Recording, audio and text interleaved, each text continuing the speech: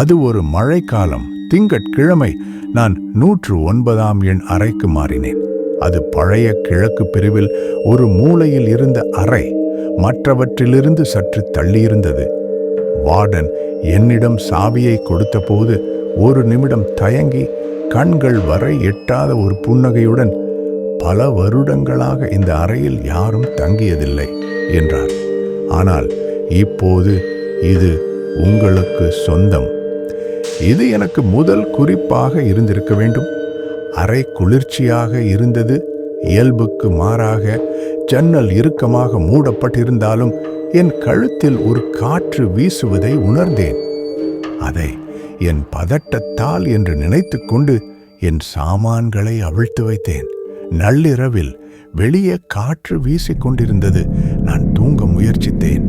அப்பொழுதுதான் அதை கேட்டேன். மெல்லிய தட்டுதல் அலமாரிக்குள்ளிருந்து. நான் உறைந்து போனேன். அது ஒரு திடமான 3 தாள தட்டுதல்.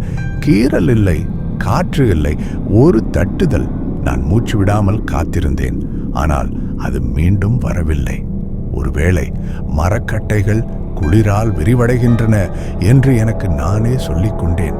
நான் சோர்வாக பயந்து புதிதாக இருந்தேன். அது ஒன்றுமில்லை. தூங்கு. நான் தூங்கி போனேன். அதிகாலை 2:13 நான் மூச்சு திணறி எழுந்தேன்.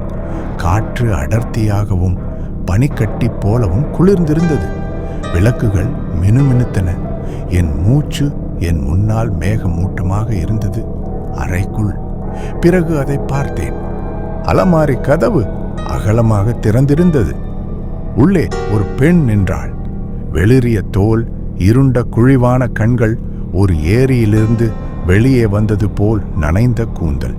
அவள் அசையவில்லை. வெறுமனே என்னையே பார்த்து கொண்டிருந்தாள். நான் கண் சிமிட்டினேன். என் போனை தேடினேன். ஆனால் அது செயலிழந்திருந்தது. வெளிச்சமில்லை, சத்தமில்லை. நான் கதவை நோக்கி பின்வாங்கினேன். என் இதயம் ஒரு மேளம் போல துடித்துக் கொண்டிருந்தது. பிறகு அவள் கிசுகிசுத்தாள். நீ என் அறையை எடுத்துக்கொண்டாய். நான் பாய்ந்து ஓடினேன். செருப்பு கூட எடுக்கவில்லை. நேராக வார்டன் அலுவலகத்திற்கு ஓடினேன். அவர் கதவை திறக்கும் வரை தட்டினேன். என்னை பார்த்ததும் அவர் முகம் வெளிரி போனது.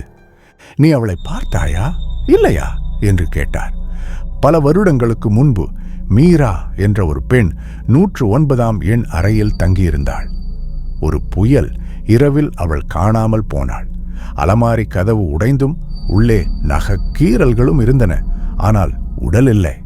அன்று முதல் அந்த அறையில் தங்கியவர்கள் அதே இரவே வெளியேறினார்கள் அல்லது ஒருபோதும் விடுதியிலிருந்து வெளியேறவில்லை. மறுநாள் அவர்கள் என்னை மாற்றினார்கள்.